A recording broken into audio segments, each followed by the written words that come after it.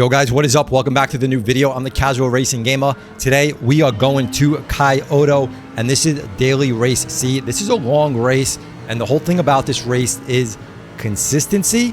Consistency is key and that is going to be what we are talking about today. A lot of videos in the past when I try to help you guys out, and let's understand, right? I am a casual racing gamer. I always say I'm not a great sim racer. I say I'm not fast. I've just learned to grow and get better, and a lot of my videos, have hopefully helped you guys who started out where I started out get better and help you guys improve. But one thing I always mention is consistency. But then I realized, what is consistency? Just saying be consistent isn't really helping you be consistent. So I'm gonna try to give you guys some tips. And again, this is not for the faster drivers. They know how to be consistent. They know how to be fast.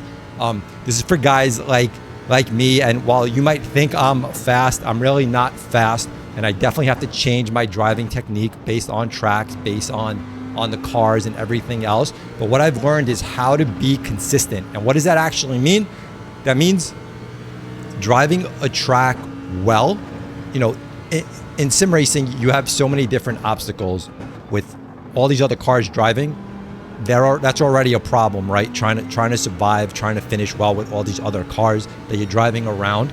But one thing we have full control of is how consistent we drive, how well we can drive on the track, how well we can take every apex, every turn without losing our car. That we are in 100% full control of. Now, we can be in control of cars that are driving around us, being defensive, being offensive, but there's only so much of control you have. There is a level of control that you do not have of that. But when we drive our car to be consistent, we have 100% control of that. So, one thing I've never dove into is how to be consistent. And it sounds silly, like, well, how do you tell someone to be consistent? But I'm going to give you tips, what I actually think is going to help you be consistent, because these are things that I tell myself in my head when I'm driving that help me stay consistent. One thing to understand is the car has a limit. The car can only drive so fast. Us slower drivers, we're not driving that car to the limit. So the car has a limit and then the driver has a limit. Now, as a slower, lower level driver, especially you guys who are in the lower lobbies, like the E, the D, the C, your limit is way lower as a driver limit than guys in A lobbies. Now, again, the car has a limit, but you guys in those lower lobbies are not driving that car to the car's limit, and you're not going to be able to drive that car to the car's limit. That's why you're in a lower lobby. If you can drive a car to the car's limit, you would be an A+ driver. Those are the guys that can drive a car to the car's absolute limit and do that consistently. Now, the thing is, when you're doing hot laps, when you're doing qualifying laps, you want to drive that car to the absolute limit that you are capable of driving the car. So if you're struggling at an apex, at a turn, if you feel like you're over driving, then you're either not braking correctly or you're braking too late. Don't worry about, oh well, I watched this video and this is how this is how this track guide said says I have to brake at the 100, and I'm braking at the 100, so I don't know why I'm over driving this turn.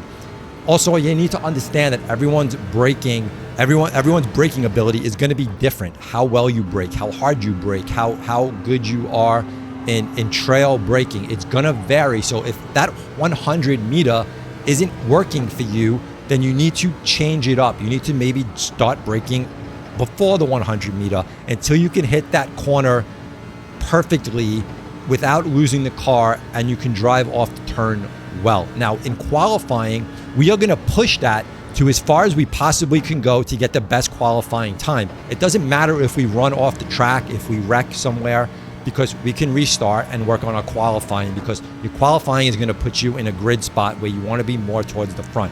So you're going to push the car to your absolute driving limit in qualifying.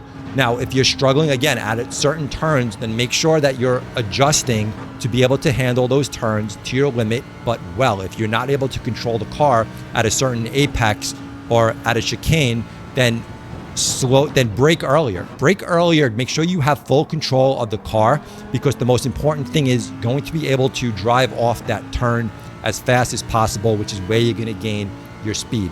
So, we're really trying to push the car to the limit in qualifying. to the driver limit, not the car limit. Again, you're not going to be able to hit the car limit. If you were able to hit the car limit, you're going to be a much higher driver than anyone that I'm basing this video towards.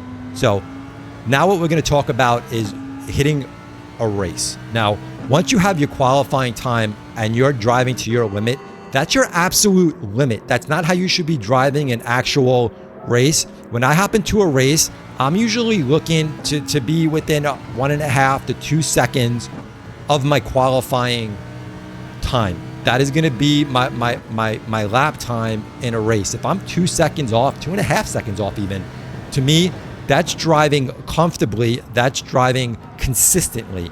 I can't drive consistently at my driving limit, because if I can drive consistently at my driving limit, I should be able to push the car even more in a qualifying time. So now, what does that mean by driving the car consistently in a race?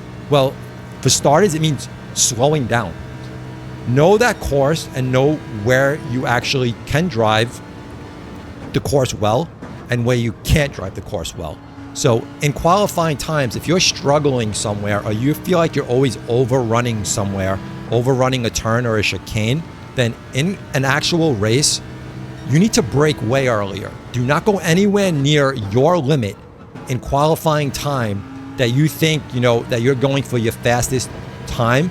You need to brake much earlier, where you can feel very comfortable, that you have absolutely no doubt that you can control the car going into that apex, going into that chicane. This is going to be very important for consistency. Again, consistency is not speed. Speed and consistency are two different things. If you want speed, you're going to sacrifice consistency.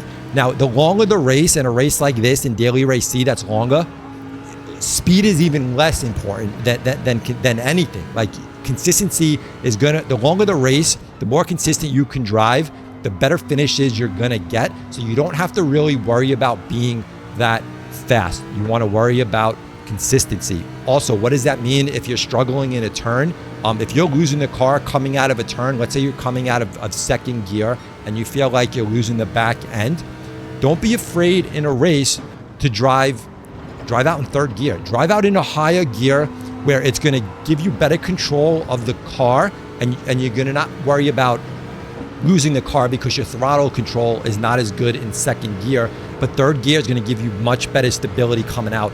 Also, you might feel like you're going slower. Sometimes revving that engine really hard in second gear, you think, wow, I'm going fast. But sometimes going out in a turn in a higher gear will actually benefit you and be faster in the end. And this even goes for qualifying. Sometimes thinking second gear coming out of a turn is going to be fast, but third gear might actually be faster, even though you feel like you're going slower and that engine isn't really revving it high, and you don't hear that sound like you're going fast.